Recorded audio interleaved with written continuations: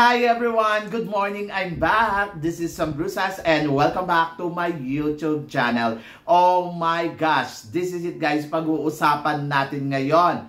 Ano ang reaction natin dito sa naganap na Katrina's Night dito sa Mexico Miss Universe? Yan ang pag-uusapan natin ngayon. But before anything else, hello Philippines and hello beautiful people! Mabuhay! Kamusta kayong lahat? Sana lahat po kayo ay okay at safe ngayong araw na to. At syempre sa lahat naman ng mga bago nating subscribers dyan, hello po sa inyo lahat. Maraming salamat guys sa pag-subscribe ninyo. Syempre dito sa channel ko. At syempre sa lahat naman ng makamamasam dyan na laging sumusuporta dito. Araw-araw, lagi-lagi. Maraming salamat guys sa inyong lahat. Syempre, usapang Miss Universe tayo ngayon. So, kanina nga, nagkaroon nga ng gala night dito sa Miss Universe kung saan ito ay sinelebrate nila ang La Catrina Mexicana. Kung saan ito ay parang Halloween. So, yon. So, para siyang Halloween kumbaga sa atin. Pero, syempre, yung mga kandidata, ayun, dito na yung pagkakataon sana natin makita ang isa-isa na kandidata para sa kanilang mga rampa. Sabi nga ni Kun An, ito daw ay dapat daw, tingnan daw natin yung beauty, impact, and culture. So, parang saan natin makikita yun? So, yun. Ito na kasi sana yung exposure ng mga kandidata kung saan sana nabigyan sila isa-isa ng pagkakataon na makilala ng mundo. Una, wala tayong nakita live from Miss Universe para sa tamang anggulo dito sa mga kandidata. Pangalawa, ang gulo-gulo. Ang gulo-gulo ng fashion show nila. Maganda yung venue, totoo, pero yung lighting nila hindi maayos. Kasi dito, dapat kapag ganyan na may fashion show ang mga kandidata, dapat make sure nila yung spotlight dapat para sa mga kandidata. Para nakikita ng mga tao, oo nga, ando doon nga sila sa venue. Eh, Diyos ko naman, kamusta naman yung mga nanonood sa live show? Diba? So, parang wala na tayong nakita sa sobrang dilim. At ito ang pinaka nakakaloka. Ito yung reaction ko dito. Una, madilim. Pangalawa, sabog-sabog yung mga kandidata na hindi mo malaman kung saan ba pupunta. Walang sistema. Ewan ko sa inyo kung may sistema kayong nakita. Pero sa totoo lang, walang sistema. Bigla na lang naglabasan yung mga kandidata na ewan ko kung saan sila pupunta. So ngayon, na-stuck pa yung kandidata doon sa gitna, hindi na makagalaw at hindi na maipakita yun nandoon sa dulo. So, nakakaloka, walang exposure para sa mga kandidata, at least 5 minutes o 3 minutes o 2 minutes man lang para sa isang kandidata kung alam natin na madami, kahit sana dalawa-dalawa sila. So kung ako yon, ang gagawin ko doon, bibigyan ko ng rampa yung bawat kandidata kung gusto nila isa-isa pero 1 minute. Or sana dalawa-dalawa kung parang feeling nila mahaba sa oras. Tapos sana yung lakad ay pag ganito, tapos papasok na ganun, para yung kandidata, alam mo yun, nakikita ng tao. Kahit yung mga nagbibideo doon, hindi mo na alam kung sino yung bibidyohan. Sa sobrang labo-labo, merong overexposure, meron naman yung parang halos hindi mo na makita. Dahil may mga director pa na nagsasabi na, alis, go, yung ganon. Parang, walang sistema. Parang hindi tayo nanonood ng Miss Universe. Para tayo nanonood ng minor show. So yun, minor pageant ba to? Nakakaloka. Hindi ko to maatim ko ano yung ginawa ng Miss Universe. Sobrang parang kahit ako nanonood ako, pero nababad trip ako sa pinapanood ko. Kasi para akong nanonood ng, hindi ko alam, ang dilim. Pagkatapos, hanap ako ng live nila. Walang officially na live ang Miss Universe. Pero yung mga tao na nandoon, naka-live naman. So, okay sana. Kaya lang, hindi rin maganda yung angulo. Meron naman na, alam mo yon na maayos yung angulo, pero ang dilim-dilim naman. Hindi mo na makita yung kandidata kasi wala nga light, di ba? So, yung light nila nakakaloka. Maganda yung venue, malaki. Sana nagamit nila yun ng maayos. So, alam naman nilang madami yung kandidata. Sana ang ginawa na lang nila ay 30 candidates o ang pinarampa nila dyan. O kaya 50. Di ba?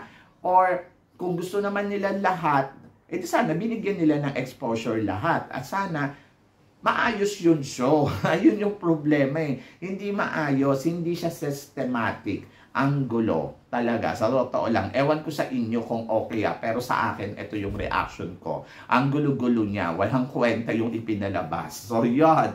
Anyway, so, bukod doon, yung camera angle, hindi mo na alam kung sino ba yung kinukuhanan o hindi. Maraming exposure na ipinakita kay Peru, Mexico, Dominican Republic, Somalia, at Bahamas. Yung first batch. So, lalo na si Peru, sobra-sobra kasi parang 2 beses siya lumabas. So, talagang kita ko yung beauty niya. In fairness naman kay Peru, talagang maganda. Pero guys, aaminin ko hindi ko na nakita si Miss Philippines. So, yon, hindi ko siya nakita doon sa show na yon. Tapos, napansin ko si Thailand, kasi si Thailand talagang yung nabigyan siya ng pagkakataon na makapunta sa harapan, talagang kinuha niya yung momento kahit ilang segundo lang. Tapos wala na, hindi ko na siya nakita. Si Philippines, abang ako ng abang, hindi ko na talaga siya nakita. Lalo naman sila Victoria. Kamusta naman sila? Hindi mo nang napansin. So, ang mga napansin ko lang talaga si Peru. Ayun talaga, si Peru nabigyan ng todo-todo. Pagkatapos, yung nagsialisin ng mga kandidata, may solo fashion show naman itong si El Salvador na nakakaloka na, alam mo yun, yung naglakad si El Salvador na talagang momento niya na nabigyan talaga siya ng moment kasama niya si US Virgin Islands, si Serbia. So, di ba parang ano nangyari? So, yun. Anong meron? Hindi natin alam kung bakit ganun yung naging sistema nila dito sa show na to. So, medyo naguluhan lang ako. Naguluhan talaga ako. Parang hindi ako nanonood ng Miss Universe. So, sana kasi nagkaroon sila una ng rehearsal para sa kandidata. Saka yung direction talaga. Yung director, hindi ko alam. Actually, hindi ko sisisihin dito sila Kun-an. Kasi sila Kun-an, sila yung mga bosses, di ba? Pero sana, yung director, sana binibigyan niya ng magandang sistema yung bawat kandidata. Ano ba ang purpose nila? Bakit sila magpapaganito? Para ma-highlight yung mga kandidata. Kasi ito yung parang press con na rin ng mga kandidata eh. Yung press conference nila, wala naman silang session ceremony para makita mo isa-isa. Di ba? So, ito na yung pinaka-press con nila sa buong mundo na ipapakita nila yung kandidata. Sinayang nila yung show. So, yun. So, ayun talaga yung reaction ko. Kaya, hindi ko alam na high blood ba ako sa kanila. Kasi parang, nag-iisip ako na ito na kasi yung pagkakataon natin na makita yung kandidata isa-isa. Kaso, hindi natin sila nasilayan. Kumbaga parang may mga highlights lang silang mga kandidata. Yung iba, wala na. Dead man na. Diba? Kanya-kanya na silang eksena. Kung maka-eksena ka, di go. Katulad ng ginawa ni Vietnam, ni Indonesia. So, napunta sila sa harapan, di rampa doon, rampa dito, eksena doon, eksena dito. Tapos wala na. Pinaalis si Indonesia na natatawa ako kasi rumarampa pa lang siya, nag-i-emote pa lang siya, sabi ganun, go, go, go, go. Saka yung nagsasalita ng go, sana may senyas ka lang na parang meron kang red na tawag dito. Yung katulad nakikita ko sa Miss Grand, yung may guantes na color red. Pag gaganon, stop. Tapos, kapag yung alam mo na nabigyan na siya ng magandang eksena, so, saka nang gagalaw yung yung color green na go na yon. So, yon. Diba? So, para at least nabigyan ng momento, tamang posing, tamang picture yung mga kandidata. Kung sino man ang kumukuha doon, ay nako Miss Universe, na paghahalata na wala kayong sistema sa mga ginagawa ninyo. Yung bara-bara lang, masabi lang ninyo na may big event kayo, pero ang ending, wale. Diba? Kasi sayang. To be honest, nang hinayang ako doon para sa momento ng mga kandidata. Sayang pa naman, ang ganda-ganda pa naman nila. Ang bongga-bongga pa naman ng mga itsura nila. Kasi di ba talagang pinagandaan din naman ng mga kandidata at in fairness sa mga headdresser nila talagang kabog kung kabog. Ganon. Talagang, ay nako, winner. So, yan. Pero, hindi nga sila nabigyan ng magandang pagkakataon. So, katulad ni Peru, kung tutuusin, ang simple-simple lang ng ayos ni Peru makikita mo sa kanya na para siya yung reigning queen. But yung mga talagang nag-ala-Catrinas na nag-effort talaga ng bonggang-bongga na may mga flower pa, na may mga hats pa, hindi sila nabigyan ng pagkakataon na talagang maipakita yun ng bonggang-bongga. So, unfair sa ibang kandidata ang eksena. Swerte mo kapag nasa unahan ka. At hindi ko maintindihan bakit sila pero nasa unahan. Eh di sana ginawa na lang nilang alphabetical, di ba? Para at least, di ba, alam mo kung sino yung kandidata na inaabangan mo. So, at least lahat fair yun, nabigyan. Sabi ko nga, kung hindi nila kaya ng isa-isa, ginawa nila tatlo. Eh, una, ginawa nila isa. Tapos biglang dalawa. Tapos biglang ang dami na, bulsukan na. Eh di sana ang ginawa na lang nila, dalawa-dalawa. Tapos, alam mo yon, alphabetical. Para at least nabigyan talaga ng fair. Yung may oras, may minuto. So, halimbawa, bibigyan ka lang namin ng 2 minutes o 2 seconds o hindi naman 2 minutes, masyado nang mahaba yon. 1 minute bawat sa isang kandidata na magpo-posing, di ba? Kasi ganoon yung sa Miss Grand eh. Sa totoo lang ha, sa Miss Grand, kapag kumuha ka talaga ng video, lahat ng video ko dyan, tingnan ninyo, 1 minute kada isang kandidata. At makikita mo doon kung sino yung nag-overtime. Totoo, kasi kapag lumagpas na siya doon, overtime na yon. Pero talaga, ang bawat isang kandidata, 1 minute lang ang ibinibigay sa kanila. Kasi masyadong madami. So, ito, 130. Sabi ko nga, dalawa-dalawang kandidata, kung sa 70, sobra-sobra pa sila. Diba? So, 140. So, kung dalawa-dalawa, so, okay ang kada isang minuto. 30 minutes sa isa, 30 minutes sa isa, and then go. So, ang director ang may mali. Hindi nila na sistema ng maayos kung ano yung dapat nilang ipakita. Ang importante, nairaos lang nila yung show, ang magmasabi lang ng may show. Pero kasi, kamusta naman yung nag-makeup ng halos 5 oras, 3 oras para sa show na to? Kamusta naman yung mga nag-effort na nagdala ng mga bonggang damit para sa show na to na hindi naman nabigyan ng highlights, di ba? Na hindi naman nabigyan ng pagkakataon na mapakita. So, minsan, hindi mo na alam kung nasaan na si Miss Philippines kasi ang dami niyang kamukha doon. So, medyo naloka ako doon na akala ko si Miss Philippines na to, nagkamali ba ng sash? Hindi mo kasi makita yung mukha eh. Tapos, hindi naman nila minsan suot yung sash. Nakasabit lang sa kanila. Si Colombia, ayun, medyo naka-eksena ng bonggong-bongga kasi nasa harapan siya. Saka nga si Peru, si Mexico, Dominican Republic na talaga naman masasabi in fairness, ang gaganda nila. At wala naman ako masabi sa ganda. Andiyan din si Romania, si Botswana nga, buti nga si Botswana naka-eksena eh. Si Netherlands, saka si Thailand. Si Thailand talagang mabilisan, pero talagang tinry niyang kumabog, di ba? So, yan. Si Philippines, hindi ko talaga nakita. Nakita ko na siya sa mga upload nila. Adams, ayon, sa kanisa kung hindi ako nagkakamali, si The Crown. Yes. In fairness naman sa dalawang to, at least, di ba, nabigyan ng magandang pagkakataon at tamang anggulo ang pambato natin. And congratulations kasi masasabi ko din na, in fairness naman kay Philippines ha, talagang ang ganda ng eksena niya, ang ganda ng pahat, ang ganda ng makeup, ang ganda ng ayos, ang ganda ng damit. So yon, doon talaga medyo sabi ko nasayang talaga yung momento. At yung rampa niya, talagang in fairness, marunong talaga din tumingin sa tamang anggulo ang ating pambato. Hindi lang talaga siya nabigyan ng momento. So sabi ko nga, sana ang magandang ginawa talaga ng Miss Universe, binigyan lahat. Hindi lang yung isa, lahat. Kasi importante kasi dito na makita ng tao kung sino ba yung mga kandidata ngayong taon na to dito sa Miss Universe.